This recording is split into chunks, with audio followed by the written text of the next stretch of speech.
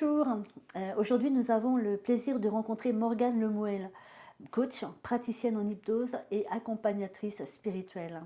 Morgane est une personne fascinante. Son apparence angélique et sa douceur naturelle pourraient au premier abord évoquer une certaine fragilité. Pourtant, c'est avec une grande détermination, sans préparation particulière et guidée uniquement par des synchronicités, qu'elle s'est lancée sur le chemin de Compostelle depuis sa maison dans le Morbihan. À 40 ans, aujourd'hui Morgane en a 46, mère de famille et ancienne chimiste, n'était ni marcheuse aguerrie ni sportive. Malgré cela, elle a parcouru 2100 km en seulement 83 jours dans une quête profonde de découverte de soi. Bonjour Morgane. Bonjour Ludmilla. Et merci d'avoir accepté cette interview pour Imagine. Merci de m'avoir proposé cette interview. C'est avec un grand plaisir. On a beaucoup de questions à te poser, comme tu peux t'en douter, à la lecture de ton livre qui était riche en enseignements spirituels. Et la première question que j'aimerais te poser, c'est quelles ont été tes motivations personnelles pour entreprendre le chemin de Compostelle? Alors, moi je dirais qu'il n'y avait pas... je dirais plutôt que c'est quelque chose qui était là présent depuis longtemps en fait en moi. Et depuis des années, peut-être même depuis toujours, je ne sais pas trop, mais en tout cas il y avait cette phrase qui revenait profondément, qui me disait un jour j'irai à Compostelle en partant de chez moi. Et j'ai pas mal bougé, mais c'était toujours ça, depuis chez moi, un jour. On verra. Et puis finalement, de fil en aiguille, on se trouve toujours des excuses et j'ai repoussé d'année en année jusqu'à cette année 2019, donc, où j'ai vraiment senti que cet élan était beaucoup plus fort à l'intérieur de moi et que ce qui me venait, c'était que si je reportais encore, potentiellement, j'allais vivre quelque chose de difficile et de douloureux dans mon corps. Peut-être une blessure, un accident, une maladie, je ne sais pas, mais c'est ce que je ressentais depuis l'intérieur de mon corps qui était là. Et malgré la multitude des appréhensions, évidemment, qui apparaissaient aussi, à un moment donné, j'ai porté par les synchronicités, en effet, qui étaient énormes. À un moment donné, je me suis dit, il faut que j'y aille, quoi. Il faut que j'y aille, voilà. Et là, à ce moment-là, finalement, j'avais un peu la sensation de sauter dans le vide. Sauf que, au lieu de tomber dans ce vide, étrangement, j'ai eu vraiment la sensation d'avoir un immense tapis rouge qui s'est déroulé sous mes pieds. Et tout ce que je voyais comme des obstacles, a soudain disparu et tout s'est enchaîné facilement. Alors à quel moment ça commence un chemin de Compostelle? Est-ce que ça commence à partir du moment où tu dis j'y vais, c'est-à-dire que tu prépares ton voyage, ou au moment où tu quittes, tu passes le pas de ta porte? C'est une très bonne question, parce que je crois que même pendant toutes ces années où on repousse, finalement le chemin il commence déjà. Ouais. L'envie elle est là et on se dit oui mais, et finalement voilà, moi j'ai vraiment la sensation que le chemin il est déjà commencé en fait à ce moment-là, Ouais. même si entre l'idée et le moment où on ferme la porte, où on ouvre la porte, où on ferme la porte derrière et puis voilà, on y va, il peut se passer parfois de longues années, mais je pense que ça fait aussi partie du chemin. Le fait de réussir à lever les freins qui jusque-là nous empêchaient d'ouvrir cette porte et de se lancer, ça fait aussi partie du chemin. Justement, ça fait partie d'une de mes questions. Alors, quels ont été les principaux freins ou obstacles que tu as dû surmonter avant de te lancer? Pour beaucoup, c'était des freins intérieurs. C'était la confiance en soi, c'était le fait d'avoir que de l'incertitude, parce que j'avais fait aucune recherche. Après, avec le recul, maintenant, j'ai découvert des associations, des groupes Facebook. Il y a plein de choses qui existent en fait et qui peuvent aussi être un soutien pour le pèlerin avant de partir. Mais moi, je ne connaissais rien de tout ça. Donc, j'avais même pas une carte. J'étais juste avec mon téléphone, Google Maps, Compostelle, c'est par là. Mais voilà. Après, les obstacles, c'était...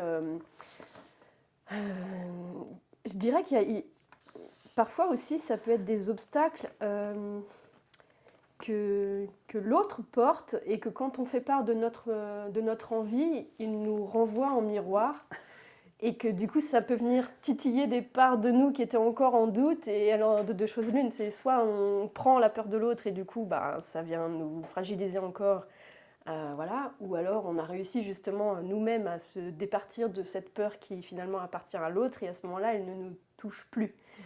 Mais Ça, c'est aussi quelque chose. Donc je pense que même dans un premier temps, peut-être j'ai gardé mon idée pour moi, justement pour ne pas recevoir ces motivicides, comme je les appelle, ces phrases qui viennent casser notre motivation, quoi. Donc faut être suffisamment fort à l'intérieur, je pense, pour pouvoir faire part d'un projet qu'on a qui nous porte, sans que justement ces phrases de l'extérieur viennent à un moment donné nous déstabiliser aussi par rapport à nos projets comme ça.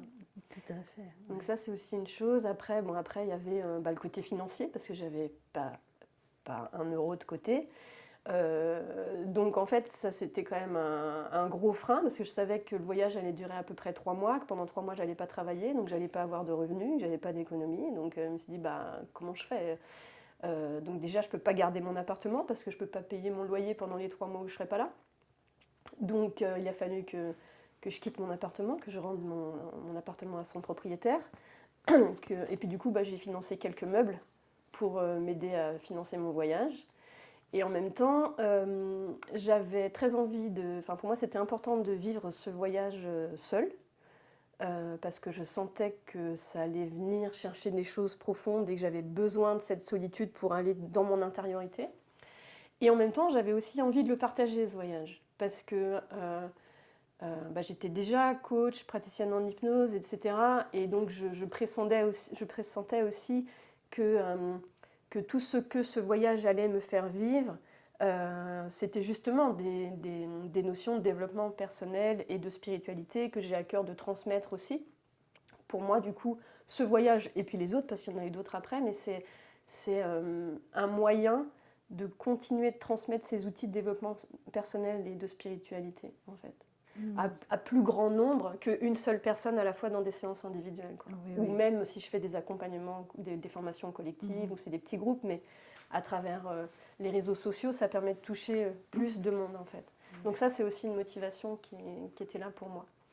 Et donc voilà. Et donc du coup, comme j'avais aussi envie de partager ce voyage, j'ai très vite eu l'idée de me dire je vais ouvrir une cagnotte en ligne et on verra. Voilà. Et donc, tous les jours, je partageais ce que le voyage m'amenait à vivre, les synchronicités, les rencontres, voilà, une multitude de choses. Et puis, je mettais une petite phrase à la fin en disant, si mes partages résonnent en vous, vous aident à oser à votre tour, peu importe, si ça vous fait du bien ou si ça vous permet de regarder aussi à l'intérieur de vous ce que ça peut générer. Puis, si vous avez envie de me soutenir, à la hauteur d'un sandwich ou d'une nuit à l'auberge, peu importe. Tu avais envie de les emmener quand même avec toi, ouais. ces gens, emmener des gens avec toi Je dirais plutôt que mon envie, c'est pas forcément quand je pars comme ça sur les voyages, mon envie, c'est pas. Je suis contente qu'ils viennent avec moi, mais moi, mon but à moi, c'est davantage de les inviter à regarder ce qui se passe à l'intérieur d'eux-mêmes. Et d'ailleurs, des fois, je suis même obligée de faire des petites mises au point comme ça, parce que quand les gens, si je partage des peurs par exemple, parce que j'en ai bien sûr, ça m'arrive évidemment, et j'ai pu constater parfois que certaines personnes auraient envie de me soutenir, de me dire tu vas y arriver, courage, et bien sûr ça me fait du bien, et voilà. Et en même temps, moi mon envie c'est pas qu'on me regarde moi, c'est que chacun quand il lise les posts, il puisse se regarder lui-même dans qu'est-ce que cette peur, si moi je la partage, peut-être que la personne qui lit, elle a la même, et du coup comment elle accueille sa peur à elle, et comment elle peut la dépasser en fait. Tu les emmènes sur un chemin de développement personnel en fait, hein. Oui. Tout comme toi tu es partie pour... J'ai vraiment cette conviction qu'on avance ensemble en fait. Ouais, c'est ça. Et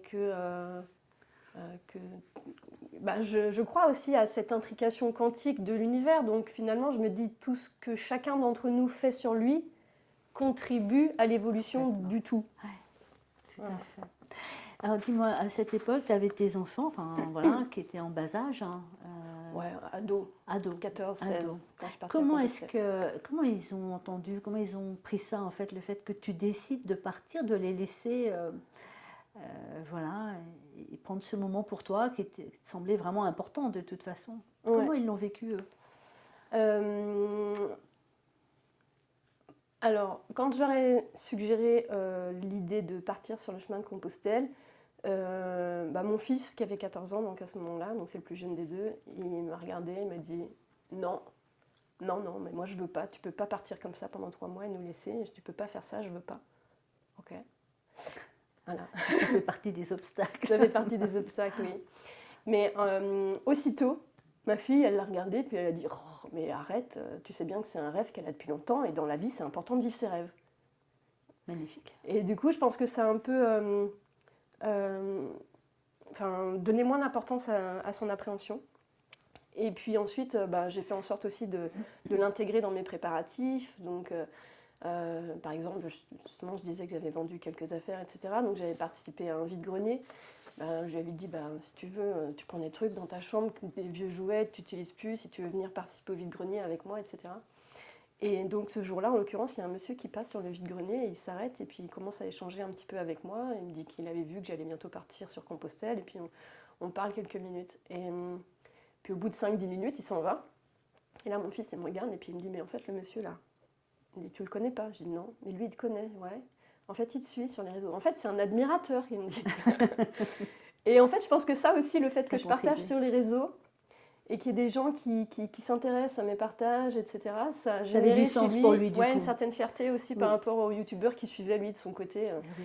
Et ça s'est produit plusieurs fois pendant le voyage, donc c'était amusant. Après, évidemment, on a des outils de communication aujourd'hui qui font qu'on peut maintenir le contact pendant ces 2 ou 3 mois, voilà, que ce soit téléphone, visio, etc. Donc, ouais. Tout à fait. Alors donc ton départ est prévu pour le 20 juillet 2019, donc tu t'en vas, mais tu fais aucune préparation, tu ne regardes rien, tu n'es rien. Mais pourquoi donc ce choix qui est malgré tout audacieux? Alors, si j'ai rien lu, c'était même pas forcément un choix, c'est que ça m'a même pas vraiment traversé l'esprit de me dire il peut y avoir des assos. En fait, non, ça m'a même pas traversé l'esprit. Et après, sur le côté physique, j'ai marché 20 km avec une amie une dizaine de jours avant mon départ. Je pense que c'était la première fois de ma vie que je marchais 20 km dans la même journée. Et là, pour le coup, je pense que je n'avais pas envie de me préparer parce que peut-être qu'une certaine part de moi pressentait que si je trouvais ça difficile, avant même de partir, peut-être... ça aurait été un frein. Voilà, voilà. Oui, c'est ça. Donc du coup, je me suis dit, de toute façon, j'y vais. Oui. Donc, on verra.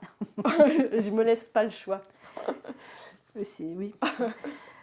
Tu dis souvent qu'au-delà de nos peurs, il y a la magie. Mais il semble que tu as expérimenté cette magie tout au long de ton voyage. Et peux-tu partager quelques anecdotes marquantes justement par rapport à ça, cette magie? Ah oui. Alors j'en ai eu plein avant, pendant, après. Une qui a été importante pour moi, c'était justement avant de prendre ma décision. Que je disais, il y avait plein de synchronicités. Et une qui a été importante, c'était vraiment un jour où j'étais assise sur mon lit en train de regarder mon téléphone. Et dans ma tête, ça cogitait, j'y vais pas. Ouais, mais si j'y vais, alors, si, ça, nanana. Ah non, mais alors j'y vais pas. Et ça tournait en boucle, j'arrivais pas à me décider. Et en fait, j'étais devant mon téléphone en train de regarder mes mails tout en cogitant. Et évidemment, étant donné le peu d'intérêt que j'apportais à mon téléphone, il s'est mis en veille. Et puis, aussitôt après, il s'est rallumé pour m'indiquer la notification d'un SMS. Je me dis, tiens, c'est bizarre. Et donc, j'ouvre le SMS et au moment où je l'ouvre, j'ai la photo de la cathédrale de Santiago, de Saint-Jacques-de-Compostelle, qui apparaît sous mes yeux. Voilà. Si c'est pas un appel. Là, voilà, tu vois. Si c'est pas un appel, j'y vais, j'y vais pas, j'y vais pas. Ah non, mais c'est... Ok, là, si t'as pas compris... voilà, c'est des indices en fait. Voilà. C'est terrible. Donc ça, c'en était une. Oui. Et puis si je peux partager une seconde, par exemple, c'est quelques jours après, en fait. Donc comme j'avais pris ma décision, donc j'envoie ma lettre, mon préavis pour l'appartement. Donc dans la semaine qui suit, je fais 5 visites. Et le dernier qui vient, le monsieur fait le tour, etc. Mon appartement n'était pas très grand, donc au bout de quelques minutes, il me dit « Ok, vous partez, mais vous allez où ?» Et là, je le regarde et je lui dis je vais à Saint-Jacques-de-Compostelle. Et là, silence. Ok, il n'a peut-être pas bien compris. Je lui dis j'y vais à pied, je ne vais pas m'installer à Saint-Jacques-de-Compostelle. Et là, silence. Ok. Et puis soudain, il me regarde droit dans les yeux et puis il me dit mais vous savez comment je m'appelle? Je dis non. Il me dit mon prénom c'est Santiago. Voilà. Donc Santiago de C'est Compostela. fou, j'ai des frissons. Puis bon, là c'est bon, je suis sur le bon chemin, quoi. Ah, c'est incroyable, les clins d'œil. C'est comme la première ça, fois de ma c'est- vie que je rencontrais quelqu'un qui s'appelle Santiago. Oui, bah, moi j'en ai jamais rencontré. Alors, as-tu aujourd'hui la conviction que tout a un sens dans la vie ou l'avais-tu déjà avant cette aventure? Ah. Bah alors oui, je l'avais déjà avant cette aventure. Ouais. Je l'avais déjà avant cette aventure et je pense que c'est justement aussi une des choses qui m'a poussée à y aller, malgré les appréhensions. Je pense que du coup, le fait de savoir que tout a un sens, ça permet d'oser plus facilement parce qu'on peut sentir les appréhensions et en même temps on sent que malgré les appréhensions, c'est quand même le chemin qu'il faut prendre. Donc ça a du sens malgré les appréhensions. Voilà. C'est vrai. Mais oui, ça, je l'avais déjà, ouais. Je l'avais déjà depuis quelques années, dû davantage justement à un choc de vie en fait. Oui, parce qu'on n'en a pas parlé, mais tu as eu un éveil spirituel en 2014. C'est ça. Et donc je pense qu'en effet, c'est à ce moment-là en fait que tout a changé pour moi. Tu peux nous expliquer cet éveil ou c'est Ouais. discret? Non, je peux expliquer. En fait, alors je remets dans le contexte du coup de ma vie à ce moment-là à moi. Ouais. Brièvement et un peu sur le ton de la boutade aussi, je dis qu'à ce moment-là, moi, dans ma vie, un magnétiseur, c'est un charlatan et le yoga, c'est de la gym douce pour les vieux. D'accord. Voilà, C'était ton état d'esprit de chimiste peut-être à l'époque? Ouais, voilà, c'est ça, très cartésien. Très cartésienne, voilà. Ouais, et voilà, ça plante un peu le décor du coup. De Ouais. la personne. Ouais, de ce que je voyais aussi du monde à ce moment-là. Et en fait, un jour, ou plutôt une nuit d'ailleurs, puisque c'était dans mon sommeil, tôt le matin, mais en fait, j'ai senti une énergie remonter dans mon corps et en une fraction de seconde, j'ai senti et vu cette boule d'énergie tournoyer à l'intérieur de moi et j'ai vu la lumière jaillir de mon abdomen. Et à ce moment-là, je me suis sentie baignée dans un amour inconditionnel pour tout et j'étais en fusion et en osmose avec tout l'univers tout entier. J'étais un avec l'arbre, la mouche, l'air, l'herbe, le ver de terre, le nuage. Et je baignais dans cet amour infini et j'étais cet amour infini. Et 3 jours après, dans les mêmes circonstances, toujours dans mon sommeil, de la même façon, j'ai à nouveau senti cette énergie se réveiller dans mon corps. Et là, elle a remonté tout le long de mon buste. Et tellement c'était intense que ça m'a sorti de mon sommeil, je me suis retrouvée assise sur mon lit. Et j'ai vu cette lumière sortir depuis le sommet de ma tête et se propager comme une onde électromagnétique dans toute la pièce. Et de la même façon, je baignais avec cet amour infini et inconditionnel du tout. Et comment tu l'as accueilli, toi, à ce Ben, moment-là? j'étais complètement flippée. Ah oui, j'imagine. J'étais complètement flippée. Ouais. Je me suis dit, waouh, à qui je vais pouvoir en parler? Parce que là, si j'en parle à mon toubib, c'est sûr, je finis à l'hôpital psychiatrique. Donc voilà, donc je suis allée chercher, j'ai de fil en aiguille. Aujourd'hui, on a quand même la chance d'avoir des outils sur Internet aussi qui nous permettent d'aller trouver des réponses à plein de choses. Donc j'ai mis le mot de Kundalini sur mon expérience. Oui, c'est vrai, on peut l'imaginer. Voilà, et du coup, voilà, tu vois, c'est ma vie avant et après. Ça a duré- Mais alors, cette petite voix qui te disait un jour j'irai sur le chemin, elle était là avant cette Kundalini, cette montée de Kundalini? Oui, Elle était là avant. Avant. Oui, donc il y avait quand même, fallait à un moment donné que tu rencontres quelque chose de fort. Peut-être il y avait une démarche me donner spirituelle. une impulsion plus vive. Peut-être que ton âme connaissait, Oui, mais toi, parce tu n'entendais pas. Aujourd'hui, c'est exactement ce que je me incarné dis. dans la matière, quoi. C'est que c'était écrit, il C'était fallait que j'y écrit. aille. Et finalement, il y avait une part de moi qui le Ouais. savait depuis longtemps, mais mon esprit rationnel et cartésien me poussait sur un autre chemin. Oui, mais. Voilà. Et puis à un moment donné, oui, poussée par cet éveil et puis par tout ce que j'ai découvert de la spiritualité, du développement personnel après, comme j'accompagnais les gens en plus à être sur leur propre chemin, à oser leurs rêves, etc. À un moment donné, je dis, je ne peux pas leur dire de le faire si moi je ne le fais pas. Tu vois, il faut rester congruente aussi à un moment donné par rapport à ce que tu transmets, à ce que tu as envie de transmettre. Donc c'est aussi ça qui m'a donné l'élan de partir. C'est une magnifique expérience quand même. Hein. Il n'y en a pas beaucoup qui l'ont vécu. Hein, Non. Non. À part le film de Luc Besson. Sur Lucie Non, Lucie, c'est Lucie. Ok. En fait, j'ai l'impression qu'en fait, elles se font avec le tout. Bah Il y a oui. aussi la femme de Michel Delpech aussi, qui a vécu une. D'accord. À ce moment-là, en tout cas, moi, quand j'ai fait mes recherches... C'est quoi, c'est une fulgurance? Comment on appelle ça? Je sais Moi, pas si j'appelle c'est ça un éveil spontané. Un éveil mais, spontané, ouais. d'accord. Mais voilà, j'ai pas trouvé beaucoup d'informations. Toutes les informations que j'ai pu trouver qui m'ont aidé à mieux comprendre ce que j'avais vécu, je les ai surtout trouvées auprès des gens qui ont vécu une expérience de mort imminente. Parce que tout ce qui a découlé en fait de mon éveil, j'ai trouvé exactement la même chose, quoi. Perte de sommeil, perte d'appétit, le fait de se mettre à la méditation, l'attrait pour les médecines alternatives, la quête de sens, le fait de manger bio, végétarien, enfin tout ça, ça a découlé de mon éveil et tout, en juste quelques jours. Et voilà, j'ai trouvé mes réponses auprès des expériences. Combien de temps après, donc du coup ça t'a perturbé évidemment, parce que toi tu n'étais pas du tout dans ce domaine-là, dans ce monde spirituel, donc évidemment c'est choquant. T'as mis combien de temps avant de trouver une réponse? C'est passé 5 jours ou bien plus que ça? Ah non, j'ai trouvé assez vite. Assez vite. Hein. Après, il a quand même fallu du temps pour l'intégrer, tu vois, pour transformer tout doucement ta vie. Et tu t'es apaisée en fait, parce que c'est choquant. Ouais, j'imagine. Voilà. J'ai trouvé le mot de Kundalini assez vite. Après, il a fallu du temps pour intégrer davantage toutes les conséquences que ça. T'en as vécu d'autres depuis? Non, pas forcément aussi intense que ça. Ouais. Je dirais davantage que j'ai touché des moments de communion avec la nature, en marchant par exemple sur les différents chemins que j'ai pu emprunter, ou même parfois simplement en te posant dans un bois, n'importe, voilà. Mais pas aussi intense, non. D'accord. Et quelle a été ta plus belle rencontre alors sur ce chemin? Parce que tu as rencontré beaucoup de personnes quand même. Ouais. Et ça a été, oui, tu parles souvent, tu dis des très belles rencontres, évidemment. Ouais. Alors j'en ai deux qui m'ont vraiment profondément marquée parce qu'elles étaient à la fois des rencontres de pèlerins et en même temps des rencontres spirituelles, justement. Je pense à un homme que j'ai rencontré dans les Landes. Donc moi, je descendais et lui, il remontait.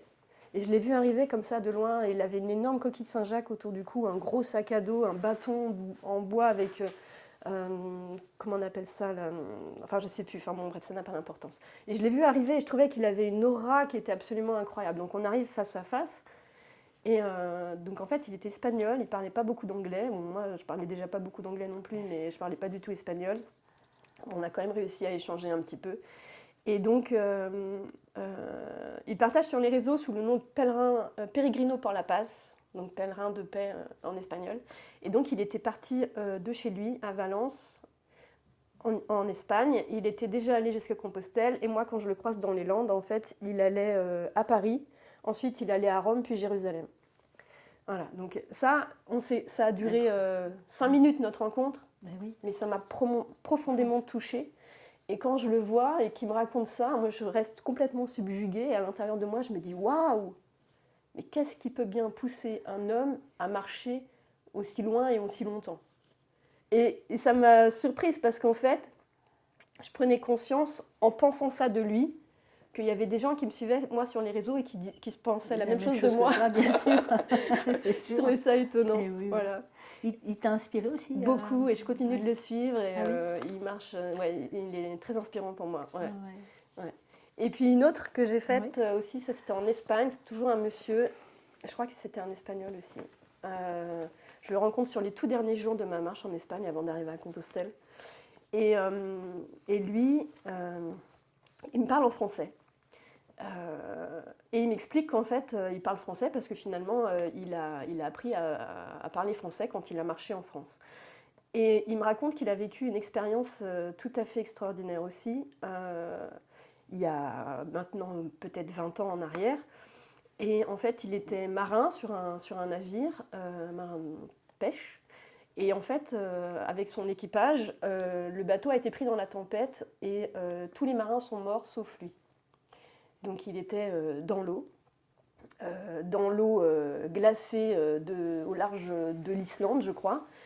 Et dans l'eau, il a vécu une expérience de mort imminente. Et il s'est retrouvé face à la sainte, comment on dit, je perds mes mots, mais la personne qui est en lien avec les marins, enfin la sainte des marins, etc. D'accord. Et il lui dit, si j'ai la vie sauve, je marcherai sur tous les chemins de pèlerinage du monde. Voilà. Et donc, il a survécu.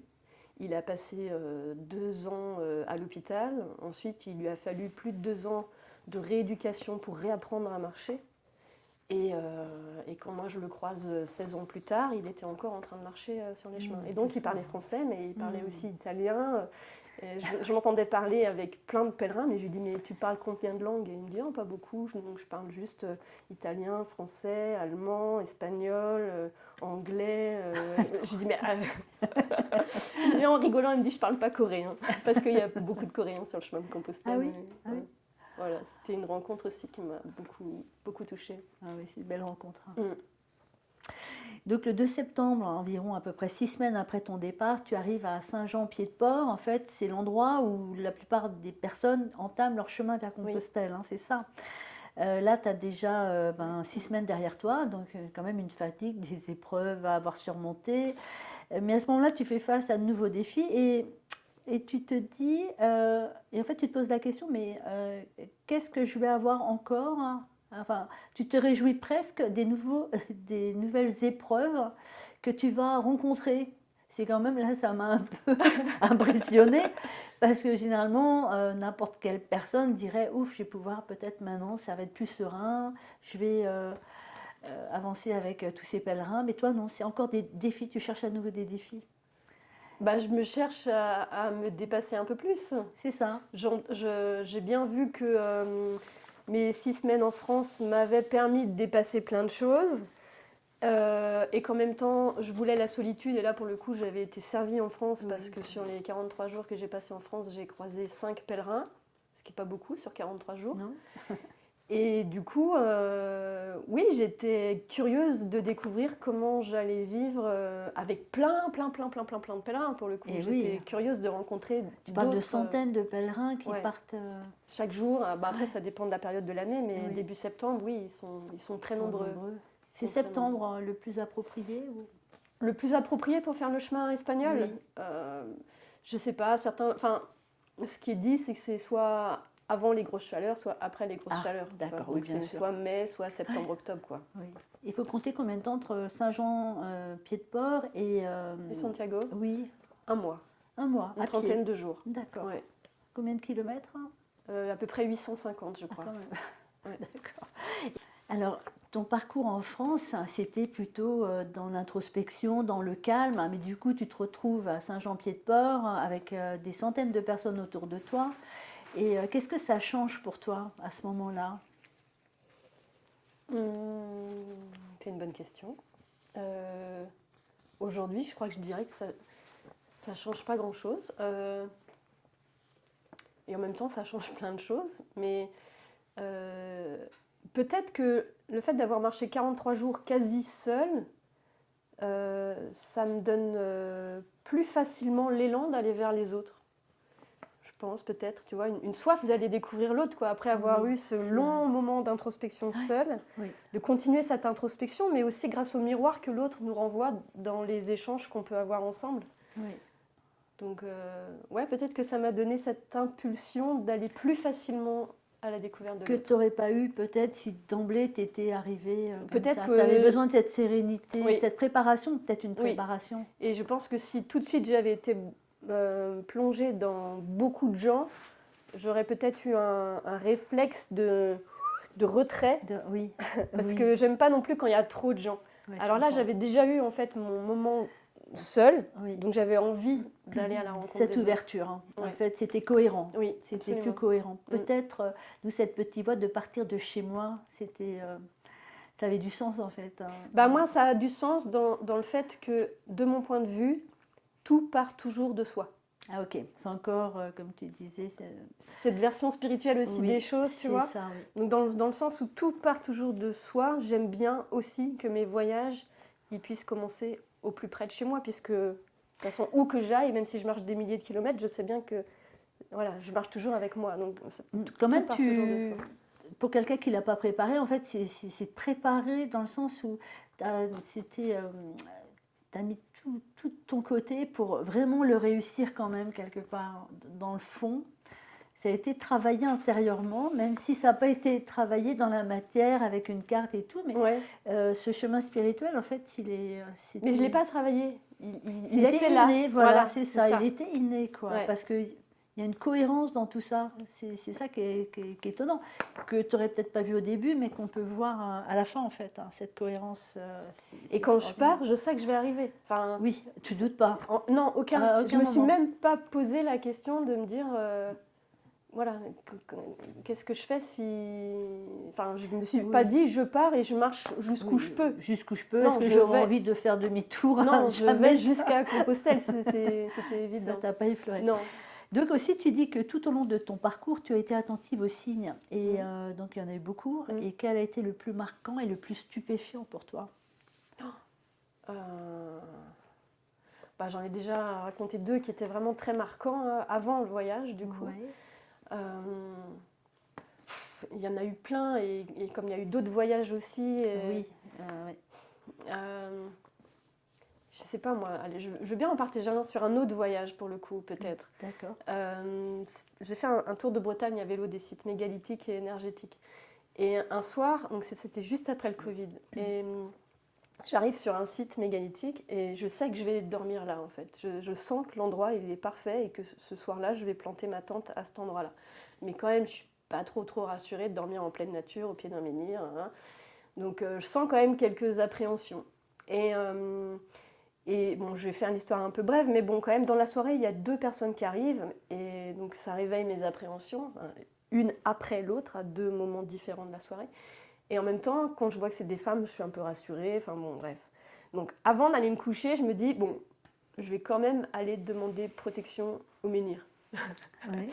Et en fait, juste avant ça, il y avait donc le soleil qui était en train de se coucher, et quand je regardais le menhir, en fait, sur le menhir apparaissait comme une ombre qui dessinait ce que moi je voyais comme un hiéroglyphe. Je trouvais ça étonnant de voir un cartouche égyptien qui se dessinait en fait sur le menhir, quoi. Donc je m'approche du menhir et je pose mes mains sur le menhir. Et au moment où je fais ça, donc tout en mettant l'intention de demander protection pour la nuit, au moment où je fais ça, il y a quelque chose qui tombe du ciel et qui vient se glisser juste entre mon t-shirt et ma veste. Je dis tiens, c'est bizarre. D'où C'est ça bizarre, vient? je lève la tête, je dis c'est peut-être une feuille, une petite branche, que sais-je, donc c'est bizarre. Donc je prends le truc qui vient de tomber, et en fait je le regarde, dans ma main c'était la carapace d'un petit scarabée. Je me dis tiens, c'est bizarre, hiéroglyphe, scarabée, mais ça veut dire quoi le scarabée dans la mythologie égyptienne? Donc je prends mon téléphone et je regarde. Et bien le scarabée c'est chance, protection. Ah, c'est beau. Voilà, donc là Ah, j'ai dit c'est c'est bon beau. Morgane, tu peux dormir Ah, tranquille. c'est magnifique. Ah, c'est magnifique. Euh, Tu expliques aussi que pendant ton cheminement sur Compostelle, tes sens se sont affinés. Mhm. Et ça, j'aimerais bien en fait poser la question en fait, lesquels en particulier et comment tu interprètes cela, quoi. Ben, moi je dirais tous. Tous les sens. Ouais, je pense. Et même le sixième. Ah oui, vraiment. J'ai la sensation. À ce moment-là particulièrement, pas durant ton éveil spirituel en Si, 2014, aussi ça avait aussi. commencé. Et là, du coup, tu les as affinés en fait. Tout en C'est ça. marchant. Ouais. Après mon éveil, c'était fulgurant, c'était instantané. Je l'ai bien senti aussi. Oui. La lumière, enfin les couleurs qui avaient beaucoup plus d'intensité, les sons qui étaient cristallins. Enfin, il y avait plein de choses comme ça. Et après, sur Compostelle, ça a été plus, comment dire, au fil de la marche, en fait. J'ai la sensation que ça s'est affiné, développé, en fait, ouais, oui. et affiné au fil de la Au fil marche. de la marche. Oui. Sur Et- des lieux particuliers? Non, je ne l'ai Pas pas nécessairement. ressenti. Mais en tout cas, je l'ai pas ressenti. J'ai la croyance que Oui. ces lieux agissent en moi, D'accord. mais je ne l'ai pas ressenti de manière instantanée sur ces lieux. Je dirais que je l'ai Mhm. plutôt senti au fil du chemin. Et je l'ai surtout ressenti quand je suis revenue, et peut-être davantage au niveau auditif, où j'avais oui. la sensation d'être devenue hypersensible au son du quotidien. la voiture, le bus, le klaxon, même la télé. Bon, ça faisait déjà, ça fait partie des choses aussi pendant l'éveil. J'ai éteint la télé à partir de ce moment-là. Oui. Mais la porte de la cuisine qui claque un peu fort, les assiettes qui se cognent ensemble, ça me mettait presque en réaction tellement c'était perçu comme une agression auditive. C'est fou. Donc besoin de solitude et des petits Oui, chants des j'imagine. oiseaux Oui, c'est et ça. du cours d'eau et tout Ouais. ça c'est waouh. Oui, ça te détend, ça te repose Et ça m'élève en même temps. et ça t'élève. Oui, alors que ce sont en fait les sons Au contraire, tu vois. t'emmènent Ouais. vers le bas, Ouais. te tirent vers le bas. Ouais. Alors j'ai bien aimé parce qu'à un moment donné, tu dis s'extraire du monde, ça j'aimerais bien que tu développes aussi, est une manière d'y entrer vraiment. Pourquoi qu'est-ce que tu as compris dans ce processus en fait alchimique Ouais. S'extraire du monde est une manière d'y entrer vraiment. Je dirais que le fait de s'extraire du monde, ça permet de revenir davantage à soi. Et que en ayant davantage la conscience de qui l'on est, c'est plus facile alors de rentrer en interaction avec le monde. Libre des peurs qui peut-être jusque-là nous accablaient, la peur du regard de l'autre, du jugement, de ne pas faire assez bien, nanana, tu vois, tous ces trucs-là. Et le fait de s'extraire du monde, ça permet de se départir de ça pour mieux revenir au monde après. C'est un peu Plus accompli en fait, peut-être d'une façon plus accomplie. Oui, oui, c'est ça, plus accompli et du coup moins sensible à ce que les autres pourraient percevoir de nous, enfin ne pas en faire une affaire personnelle en fait, vraiment apprendre à distinguer le qui suis-je de comment l'autre me perçoit, et comment l'autre me perçoit, c'est pas forcément le qui suis-je. C'est intéressant. Après ce voyage, quelle certitude as-tu acquise que tu n'avais pas auparavant? Que l'univers pourvoit. Oui, ça, c'est... Tu as un lâcher-prise extraordinaire. Ça, c'est le voyage qui me l'a appris, vraiment. Mais depuis le départ, tu as cette volonté de lâcher prise. Même si tu n'y arrives pas tout le temps, tu as quand même cette volonté de travailler dessus. Ouais, c'est une des raisons pour lesquelles je suis partie. C'était pour travailler ce lâcher-prise. Ce lâcher-prise-là. Ouais. Donc c'est pour ça que quand je pars et je pars de chez moi, je ne suis pas encore sur un chemin balisé, je pars avec ma toile de tente, mais le matin quand je pars, je ne sais pas où je vais m'arrêter le soir. Et on verra. Et je crois que, enfin je suis même sûre, que c'est dans cette période de mon voyage sur Compostelle en tout cas, où justement il n'y avait rien de prévu, que j'ai vécu les plus belles choses. Et aujourd'hui je dis quand rien n'est prévu, tout est possible. C'est là que la magie opère. Quand rien n'est prévu, c'est là qu'on laisse la place à la magie. Parce que si tu réserves une nuit d'auberge, tu te fermes à la potentialité de l'invitation d'une rencontre fortuite. Il faudrait presque rien prévoir, jamais, même dans son quotidien. Ouais, je pense. En tout cas, dans mes voyages, alors je ne le fais pas toujours, c'est sûr et certain, mais j'aime l'idée d'aller toujours un petit peu plus loin dans ce lâcher-prise en disant « Ok, aujourd'hui, je ne réserve rien, on verra bien comment les choses vont se présenter. » Donc, ce chemin de Compostelle, tu l'as fait en 83 jours, c'est ça. Et qu'est-ce que, donc, quand tu es revenu, tu as envie de faire autre chose, de repartir sur d'autres chemins? Qu'est-ce qui s'est passé depuis? Je sais que tu as été sur... sur plein d'autres chemins. Oui. Que j'imaginais pas. Aujourd'hui, tu cumules à peu près 10 000 kilomètres, quoi. Ouais, pas encore. Là, c'était 2100 en 2019. Oui. Et aujourd'hui, 6 ans après, tu en as fait 10 000.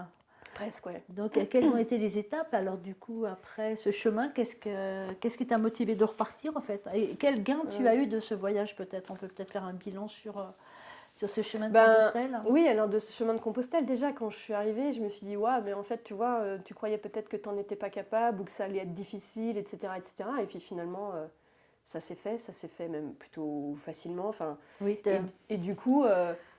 si tu es capable de ça, ça veut dire que potentiellement tu es capable de plein d'autres choses en fait.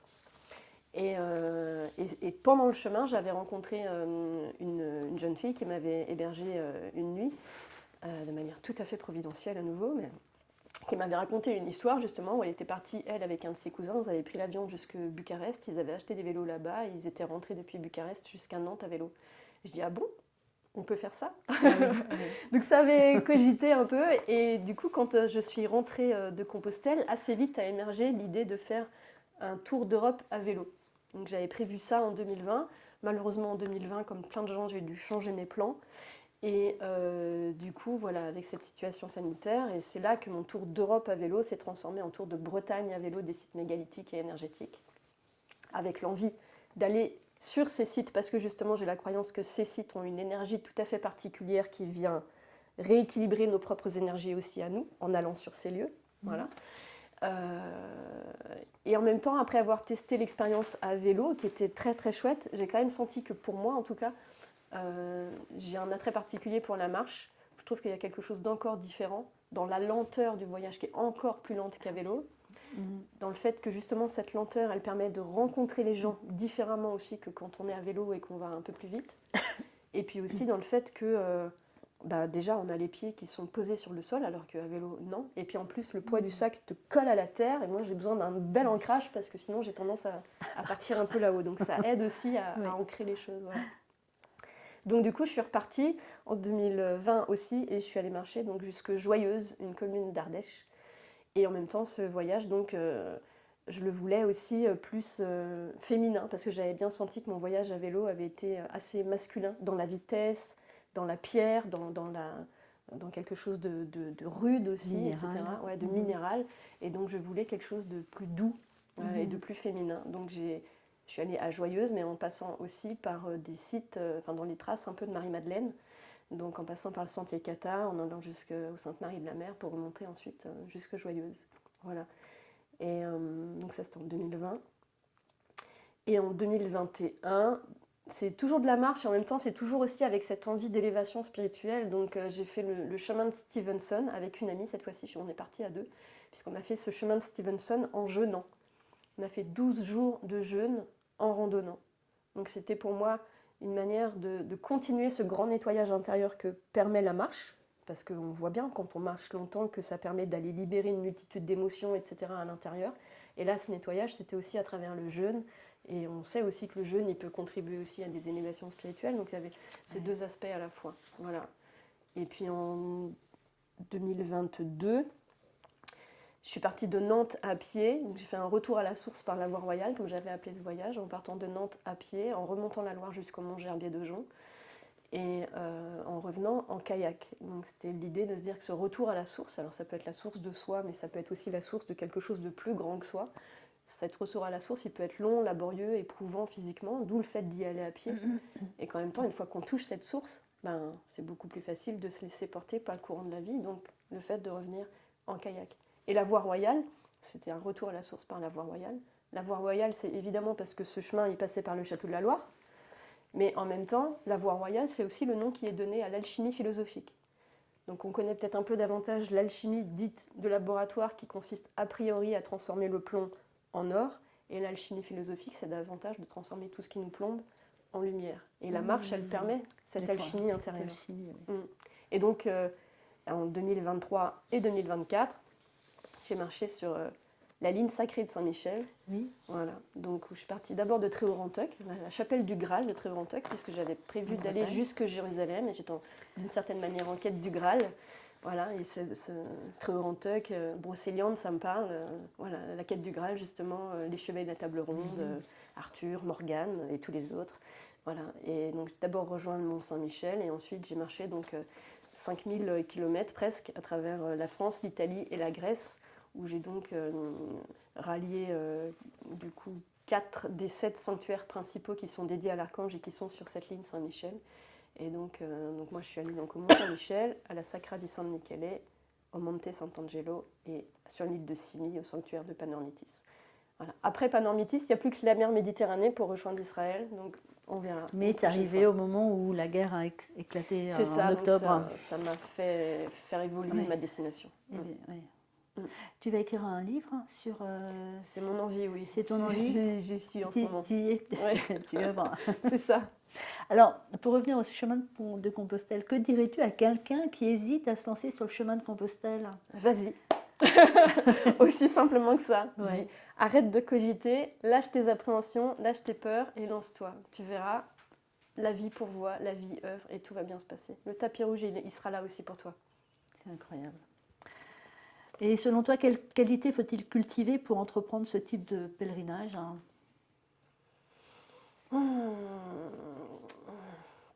S'ouvrir au cadeau de la vie. Hmm. Ah, c'est à nouveau. Oui, Arrêter c'est la vrai. cogitation Ouais. S'ouvrir au cadeau de la vie. Ouais, c'est ça. C'est un beau message. Parce que quand tu y arrives, franchement, c'est merveilleux.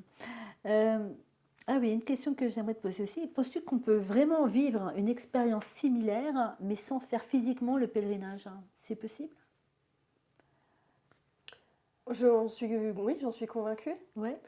D'ailleurs, dans les différents projets que j'ai, parce qu'ils sont nombreux, je ne sais pas dans quel ordre ils se mettront en place plus tard, mais j'ai dans l'idée de réaliser à un moment donné un pèlerinage statique. D'accord. Voilà. De trouver un lieu Oui.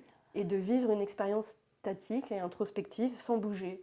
Et je suis convaincue qu'en effet, c'est tout à fait possible. Puisque le chemin, il est un moyen, ok, Oui. mais en même temps, pour moi, le plus important du chemin, c'est tout le chemin qui est fait à l'intérieur. Et je suis convaincue qu'on peut le faire sans marcher. Ouais. Est-ce que le livre, c'est une question comme ça qui me vient, L'alchimiste de Paolo Coelho, tu l'avais lu à l'époque, hein, ou est-ce que tu n'en as jamais entendu parler, ou Si, c'est est-ce étrange qu'il a que tu pu me parles de ça. t'inspirer En ou fait, pas? je pense que ce bouquin, j'ai dû l'acheter quand je devais avoir à peu près 18 ans. Et je crois que je l'avais lu à ce moment-là, et puis qu'il m'avait plu, puis que je l'avais rangé dans mon étagère. Oui. Et en fait, il est revenu dans ma vie pile au moment de mon éveil. Oui, C'est le premier livre que j'ai relu. C'est un des premiers livres que j'ai relu au moment de mon éveil spirituel. Et évidemment, chaque page me parlait profondément. Oui, bien sûr. Ben oui. Tu as un peu vécu son histoire Ah ben quelque part, clairement, hein. ouais. Carrément. Ouais. Quand tu es sur le bon chemin, tout l'univers pourvoit. C'est ce que nous dit Paul Ouais. dans L'Alchimiste. Oui, tout à fait. Y a-t-il une leçon essentielle que tu aimerais que les lecteurs retiennent de ton ouvrage? Je crois que tu as écrit une lettre à un moment donné dans ton livre, hein, Ouais. et que tu aimerais le partager. En fait, tu dis que c'est vraiment quelque chose que tu aimerais partager, et c'est comme un dialogue entre toi et toi, c'est comme des conseils. Sur le fait d'oser, non, Oui, c'est ça? entre autres, Je oui, sais, il y avait. ouais. C'est vrai qu'il est riche en enseignements spirituels, hein. C'est une mine d'or, hein. Bah, des fois, oui, c'est drôle. En plus, comme tu dis, un message entre toi et toi, oui. Et en même temps, des fois, j'ai l'impression que c'est l'univers qui me parle. Je suis en train d'écrire. Oui, Puis quand je me relis, en fait, j'ai l'impression que c'est l'univers qui s'adresse à moi à travers mes propres mots, en fait. Enfin, c'est surprenant, mais je prends Ouais. les messages que je reçois. que tu reçois. Ouais. Et c'est aussi ça. Pour moi, je ne suis qu'un messager. Et, ok, quand je les relis, voilà, je les prends pour moi, mais en même temps, je sais bien qu'ils ne sont pas que pour moi. C'est aussi pour ça que j'ai envie de le partager. Ouais. Quand la personne qui le lit, elle puisse en miroir se l'adresser à elle-même. Voilà, c'est ça. C'est ce que j'ai ressenti en fait, hein. C'était comme un cadeau, la lecture des questions qu'on pouvait se poser à soi-même, hein. Ok. C'est ça que. Voilà. Et puis vraiment, c'est beaucoup de questions et pertinentes en plus, hein, qui peuvent, En fait, j'ai vraiment l'idée de se dire que, ok, moi j'ai marché sur le chemin de Compostelle, je sais que c'est un chemin qui appelle plein de gens, et tant mieux parce qu'il est beau et il est nourrissant. Et en même temps, pour moi, la vie est un chemin. Donc même si on n'a pas fait le chemin de Compostelle, la vie est un chemin. Donc ce que j'ai transmis dans ce livre, j'ai à cœur qu'il puisse parler à chacun sur son propre chemin de vie. Pas forcément sur son chemin de Compostelle, mais sur son chemin de vie. Quand j'adresse des notions de pardon, on est tous à un moment donné amenés à devoir pardonner à quelqu'un ou à soi. Et voilà, donc, par exemple, mais d'autres choses, des peurs ou de la tristesse qu'on est amené à revivre parce qu'on est en train de marcher et qu'on est dans cette introspection avec soi. Mais il n'y a pas besoin de marcher pour sentir ça. Voilà. Oui. Et que souhaiterais-tu transmettre au monde à travers ton récit? J'ai l'impression, en fait, il est assez inspirant. Ok, merci. Et vraiment. Et en fait, je pense que ça va en inspirer plein d'autres personnes. Est-ce que c'était un choix aussi d'inspirer les autres? Enfin, est-ce que tu as voulu, par ton parcours, donner envie aux autres d'avoir cette même démarche et que c'est possible, en fait? Absolument. Je dis, moi, je suis quelqu'un de tout à fait ordinaire, en fait. j'étais pas préparée à marcher, Et oui. enfin, je ne faisais pas entraîner, voilà, C'est j'avais vrai un que t'as job, un j'ai des enfants, enfin j'ai envie de dire j'ai une vie ordinaire et banale en fait. sacré modèle, oui. Ouais. Et c'est ça aussi que j'ai envie de partager. Ouais. Je suis quelqu'un d'ordinaire et si moi je l'ai fait en fait, ben oui, plein de gens peuvent le faire.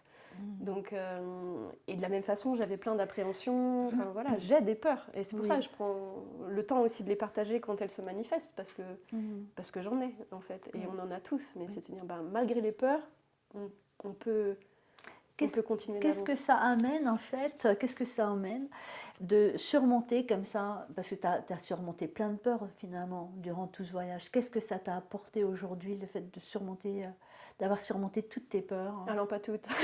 Alors, j'en ai encore plein. Alors une partie de tes peurs. Oui, je dirais que ça me permet d'oser un peu plus. C'est ça. Et voilà, mais je sens qu'il y a des choses que j'ose pas encore, donc je sens bien qu'il y a encore des peurs.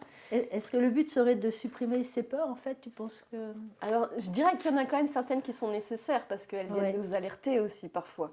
Mais je dirais qu'il y en a quand même plein qui ne sont pas nécessaires et qui nous freinent dans notre épanouissement personnel et dans notre chemin d'évolution. Donc c'est plutôt celle-là que j'aurais envie de transcender, en fait, pour continuer d'avancer sur le chemin que je sens être le mien. Et malgré que je sens qu'il soit le mien, il y a quand même la petite voix, les petites appréhensions qui se manifestent encore. Donc celle-là, j'aimerais leur dire oui. Bon, allez, au revoir. Au revoir, voilà. Et par rapport donc tes enfants aujourd'hui, après 6 ans, où ils ont vu maman partir comme ça sur les routes, dans quel état d'esprit en fait ils sont et qu'est-ce que ça leur a apporté? Parce que ça leur a apporté nécessairement quelque chose qu'une maman puisse partir comme ça. Ah ben, en fait, du coup, j'ai partagé une anecdote pour répondre à ta question. Ouais. J'ai mon fils qui a 19 ans aujourd'hui. Et donc l'année dernière, quand moi je quittais donc Tréorenteuil puis le Mont-Saint-Michel pour me lancer sur l'axe Saint-Michel, quelques jours auparavant, en fait, je lui avais proposé de m'accompagner pour aller chercher mon nouveau sac à dos pour mon aventure, etc. Donc on était dans la boutique et pendant qu'il y avait un vendeur qui était en train de s'occuper de moi, j'ai vu s'éclipser. Et au moment où je me rapproche de la caisse pour partir avec mon sac à dos, lui, il revient avec un sac à dos et une paire de chaussures. Il avait été lui-même conseillé par un jeune vendeur qui avait à peu près son âge. Et il est sorti du magasin avec un sac à dos et une paire de chaussures de randonnée qu'il a acheté lui-même. Et quand moi je quitte le Mont-Saint-Michel, en fait, lui, il avait donc pris son sac à dos, ses chaussures de marche, il s'était acheté un billet pour aller jusqu'à Saint-Jean-Pied-de-Port et il a fait tout le Camino Frances tout seul, 850 km, tout seul, du haut de ses 18 ans à ce moment-là. Extraordinaire. Voilà, et je pense que du coup, ça permet peut-être de répondre un peu à ta question, parce que je ne peux pas répondre à leur place, mais en tout écoute, cas... c'est magnifique, ça, oui, ça y répond très bien. Et puis une dernière question, parce qu'on va arriver au bout de cette interview. Quel conseil donnerais-tu à celles et ceux qui souhaitent entreprendre une aventure comme la tienne? Tu as répondu tout à l'heure. Oui, mais d'y aller, d'y aller, quoi. Je pense que voilà, c'est le premier pas qui est le plus difficile. Et que si on attend que tout soit en place avant d'y aller, il y a de grandes chances pour qu'on se lance jamais. Moi, c'est ce que je vois dans mes voyages. Et je dis, ben, là, sur le dernier long voyage, qui allait durer, 5000 km, peut-être 8 mois de marche, même un peu plus, ben, il a fallu que j'apprenne à me dire que potentiellement j'allais m'arrêter avant. Ça, c'était nouveau. Jusque-là, dans mes anciens voyages, je n'avais pas cette idée. Mais surtout de me dire... l'univers va pourvoir à mes besoins au fur et à mesure de mon avancée. Ok, j'ai pas toutes les réponses, ok, je sais pas encore quel chemin je vais prendre en Grèce, mais c'est pas grave. Les réponses, elles vont apparaître sur le chemin, pendant la marche. L'univers va m'envoyer telle ou telle personne et ça va le faire, et ça l'a fait. Donc, faites confiance. Tu as validé les pouvoirs, le pouvoir divin. Je l'ai bien vu, senti, touché à plein de reprises. C'est magnifique. Merci infiniment Morgane pour cette très belle interview, en fait, cette très belle réponse que tu as apportée à nous et puis au public. On vous dit au revoir, on vous remercie d'avoir écouté jusqu'à la fin et puis vous pouvez nous suivre sur nos réseaux sociaux imaginebzh.fr. Merci et à bientôt. Merci Morgane. Au revoir.